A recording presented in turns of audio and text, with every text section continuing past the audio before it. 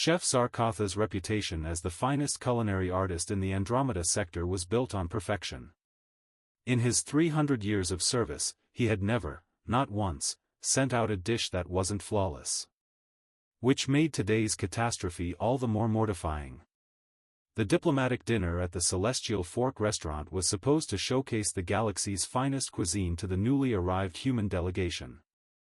Ambassadors, trade ministers, and cultural liaisons from 40 species had gathered to celebrate humanity's acceptance into the galactic community. But in the chaos of serving 200 guests, the unthinkable happened.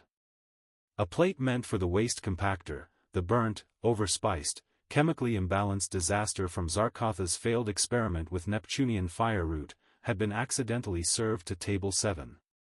To the human. Zarkotha's sous chef, a trembling Glibian named Pex, broke the news with all 4 of his eyes streaming tears. "Master Chef, I've ruined you." The human received the mistake. Zarkoth felt his exoskeleton go cold.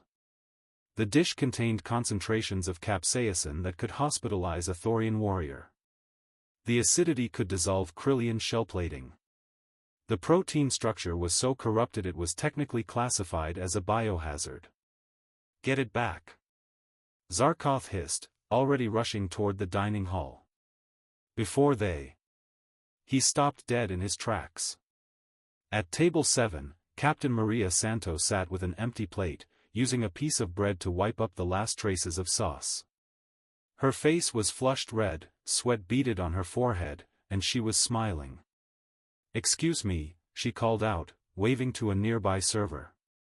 "Could I get another one of these?" That was incredible. The entire restaurant fell silent. Zarkoth approached slowly, his vocal synthesizer barely functioning. "Captain Santos, you ate it? All of it?"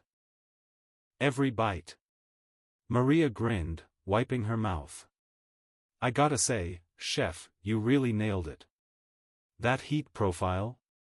Chef's kiss reminded me of my abuela's chili de arbol salsa, but with this amazing smoky undertone. And that acid cut? Perfection. Balanced the richness beautifully. But it was." Zarkoth stammered. "The capsaicin levels would kill most species. The pH balance was spicy?" "Oh yeah, definitely got a kick." Maria laughed, taking a sip of water. "But I'm from New Mexico. We put green chili on our breakfast cereal." This was maybe a 7 out of 10 on my scale. Pex materialized beside Zarkoth, holding a medical scanner. "Master Chef, her vital signs are normal. Elevated endorphins, but she's showing no distress whatsoever." "No distress?" Zarkotha's voice rose an octave. "That dish contained enough thermal compounds to be used as industrial solvent." Maria shrugged. "Look, on Earth, we literally bred plants to be spicier because we liked the pain. We eat fermented shark, rotten eggs, and cheese with live maggots. We drink poison for fun and call it alcohol." She gestured to the kitchen. "So seriously, Chef, I'd love another plate. Maybe dial it up to a 9 this time." The surrounding tables erupted in whispered conversations. The Vrexian ambassador looked physically ill. The Delphinian trade minister had turned a concerning shade of purple. Zarkoth stood frozen, his entire understanding of culinary science crumbling. Then, slowly, a laugh bubbled up from deep within his thorax. It grew into a full, resonating sound that filled the restaurant. "Pex," he said, still laughing, "prepare the Novarian death spice. All of it.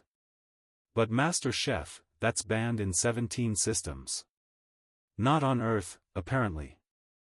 Zarkoth looked at Maria with newfound respect.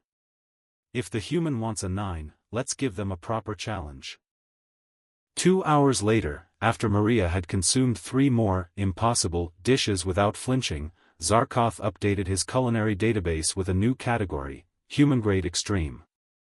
Sometimes, he realized, the greatest honor a chef could receive wasn't perfection, it was finding someone who could handle your worst mistakes and ask for seconds.